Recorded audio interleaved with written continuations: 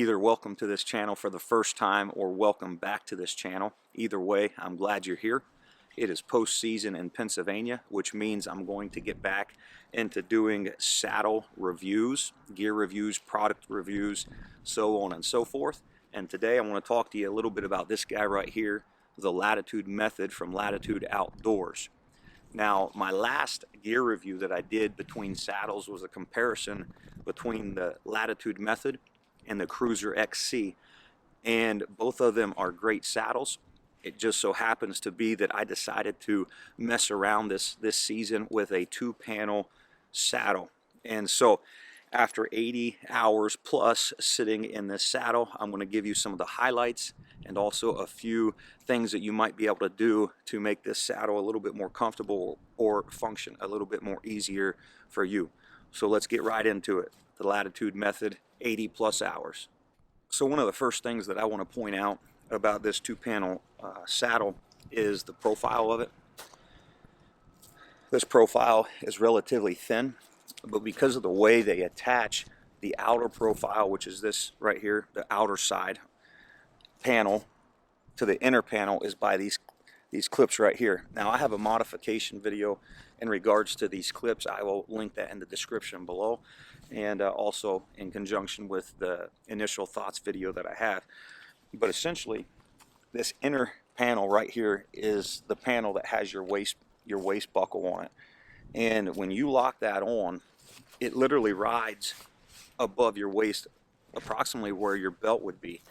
And the reason that stands out to me is because after 80 plus hours of hunting in it, but also all the miles that I have walked in it, when you walk in this saddle, it is undetectable. It is a streamlined, small profile, and it is just, it's super when it comes to walking in. Again, undetectable. That is one of the features I like about this. It fits much like a gym waist belt, and once it's on, you just walk and go with it. And so big plus for the streamline construction, but also how they hook these panels up. Another feature that I really liked, that I alluded to again in my first video, was these guys right here. This is the leg strap, and what I appreciate about this is it's optional. And so I hunted all year without any leg straps. Now I'll use them here or there, but for the most part I've hunted without leg straps. And why I like that is because if you wanted to add them or take them off, you at least have that option. Whereas every other manufacturer, they have it to where they're sewn into the panel itself, and so they're not removable. And a lot of the leg straps on the market, they are not load bearing. They're just kind of help to secure the saddle in place. If maybe you're twisting to take a shot or something like that, your saddle isn't moving. It's a no issue for me personally. And if you like leg straps, the good thing is boom, here's the leg strap. So these are optional. I thought that was a very good thing. Now, the way that these leg straps attach, basically a metal buckle with a gate clip, you push it in, slide it on, and it's done. The same with the leg straps. Now, I'll say one of the things that I noticed about this whenever I did play around with them is this gate right here. Very easy to put them on, but sometimes it's a little more tricky to take them off. And so making that a little bit more easy would be a nice thing to see in a future model. Again, not a make it or break it, still a great system. One of the things that I kind of figured out as I went along using this saddle, initially I wasn't familiar when I first started using it with the placement between the 2 panels of where you would take the plastic clip and you would slide it over, or slide the back panel, the outer panel on top of it to hold it. And so there was times where I wasn't familiar with that, but after, I don't know, 5-6 times of hunting with it, I kind of made that mental note that it's right off your lineman's loop right here. And so I was able to then be able to just reach down in the dark and be able to hook those saddles, because then I knew exactly where it was at. But these clips, again, I have a modification video that I'll put in the description below, where I did a quick modification, putting glue and adhesive on this backside so these clips don't fall off. I have not had any problems. Now, I do know this, when I was walking through the woods, I actually caught the one panel on the other panel, and it just ripped and yanked. And I would probably wager to guess that if I didn't have that glued on the backside, it would have pulled that plastic clip off, because it actually pulled me back and pulled me off my balance when I did that. So that's just another little thing that you can do for this particular saddle.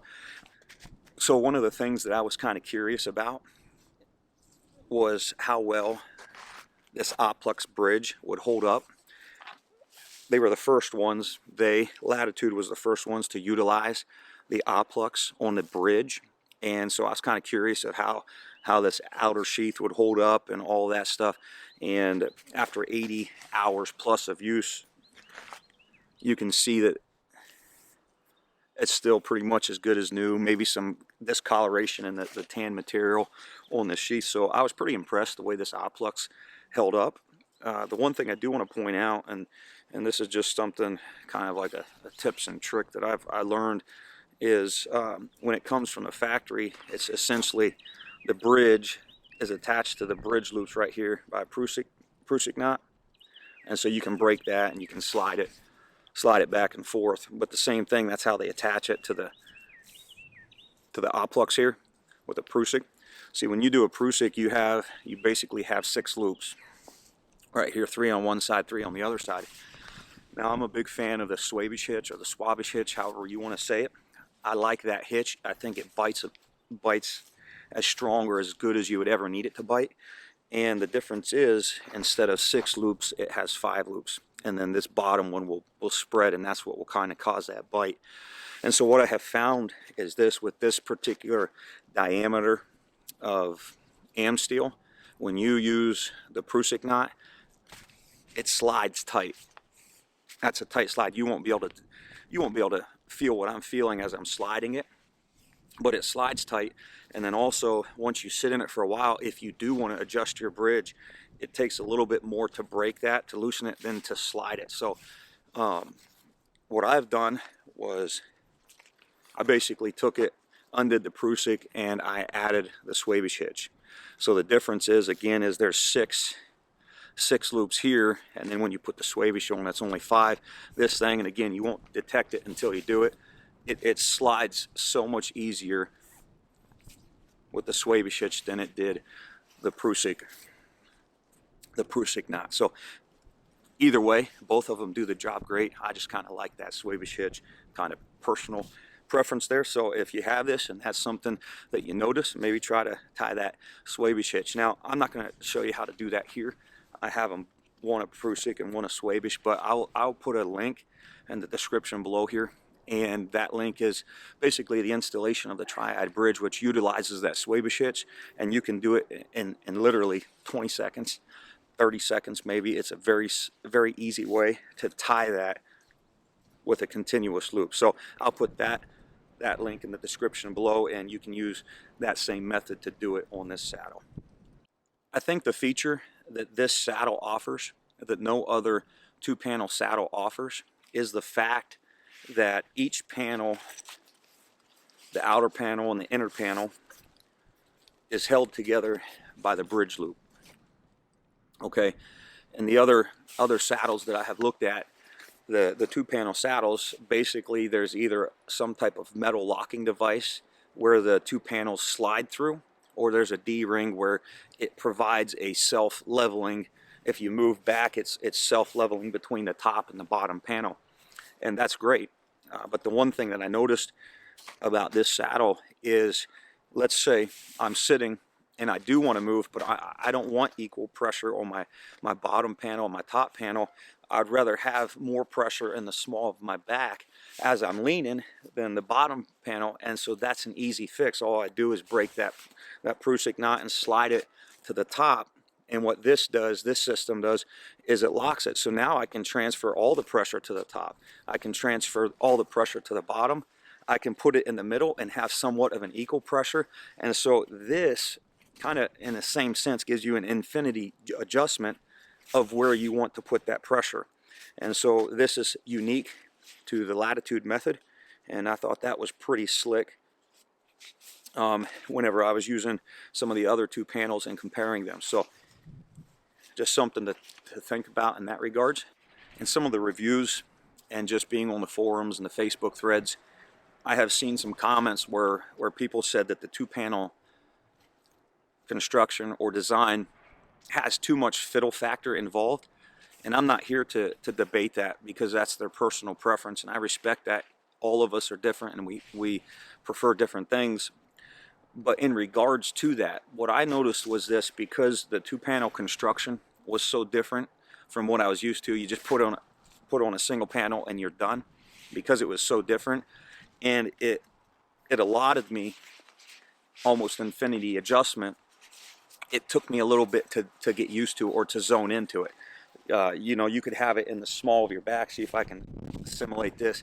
The small of your back, and the bottom panel could be cupping your butt. And so you can kind of zone it in when it's on there to find that sweet spot. Maybe the sweet spot is overlapping like that, which is very comfortable. I found that to be very comfortable when you're sitting a long time and you want more pressure under your butt and a little bit of back support. Then you can open it up. And so there is that possibility of fiddle factor. But what I have found is, after 5 or 6 hunts of being in this saddle, those fiddle factor issues became less and less and less, to where now I just put it on, I walk to my stand, I unhook it, and I'm already ready to hunt where I would prefer. And so it does take a little bit of getting used to, but that is not a bad thing, because once you get used to it, now you have more adjustment than what you would have in a single panel design. So just a little thought on that. Again, I'm not here to debate whether or not there's fiddle factor. That's everybody's right to determine for themselves, but maybe just consider after 5 or 6 hunts, it becomes pretty familiar to you. All right, guys, let's try that again. I jumped onto the tree, I got hooked up, and as I was demonstrating another thing that I like about this saddle, the wind came in, blew my camera over. The wind is still blowing like crazy, as you can see. Hopefully you can't hear. But my camera hit the snow, so I'm going to stand a little closer to my camera, and I'm just going to show you. With this bottom panel on the Method here, the depth from the top to the bottom, for somebody that's a medium-sized guy like me, and I'd say medium size, I'm 215 pounds. And so that I found whenever just trying other 2 panels, that the depth of this bottom panel really has a nice cupping effect, and it also gives a lot more stability when you're in the sitting position, and it makes it comfortable. If I was just to compare real quick between another 2 panel that I have that I've been playing around with, I'll line them both up from top to top, so they're both tops here, and you can see this one's 6 inches, I believe. I could be wrong on that, but regardless, you can see when they're lined up, there's probably 3.5 more inches of material on the Method. And so again, what that does is when you're in the sitting position, it kind of gives you that additional support around your legs and even the cupping of your butt. And so that was just another positive thing that I noticed whenever I'm using this saddle, and then whenever I went to try to compare it to other saddles. Because for one, I'm pro saddles. I'll have them all. I've owned already 6 or 7 different saddles, and more than likely I'm going to end up getting rid of this one, or I give it to my daughter, and I'm going to try them all. So when new saddles comes out, I'm getting them. And so I'll give a final review after 80 hours plus of using the Latitude Method saddle. One, I'm very, very pleased with it. I have found that the fit and the function excelled my expectations. So in that regards, I love this. I would use it again in another season. I have no complaints in regards to that. The bridge loops functioned really well. The waist buckle functions, did its job. Another thing I like about the Latitude Method and what Latitude Outdoors did was they made this a continuous strap. So once you get it on your waist, you can just pull the buckle off to your side if that becomes a problem. And so I like that. I love the slimline profile. I love how it feels when you're walking into the woods. I love the fact that unlike any other 2-panel, I can change the load on the top or the bottom by adjusting the bridge loops. So I like the bridge loops option. the OpPlux option, all of that stuff is good. The minor suggestions that I have would again be in regards to the leg straps, the clip, that little spring gate, but you can get a pair of needle nose pliers and pull that off and not even worry about the gate. So just a little thing that you can do to fix it. Another option was changing on your bridge, going from the Prusik over to the Swabish Hitch. Just a minor adjustment there. And the clip system, again, this was from my original video. I got a modification for that already, and it has worked flawlessly. It's worked perfect. But again, I would buy it again, and I definitely would use it again for another season. So the biggest thing, and I'll say this as a complete summary, the biggest thing that I would say is the downfall to the Latitude method would be a one-size-fits-all. Okay, I said the same thing with the tethered Phantom. I love the Phantom. It was a great saddle, one of the top saddles in my preference, the tethered Phantom. But there's no such thing as a one-size-fits-all. You're going to have somebody with a 28 to a 30-inch waist that will be swimming in the saddle, and somebody with a 42, 44-inch waist. This thing's going to be, you know, way too small, way too tight. And so I would really like to see Latitude method in an XL. I would like to see them come out with an additional size that would accommodate more so even the medium people, myself, and the larger people. I think that would be a good option for Latitude. Anyway, hey, thanks for watching. If you haven't already, please consider subscribing, like the video, share it with your friends, and I'm looking forward to bringing you some more review content coming up very soon.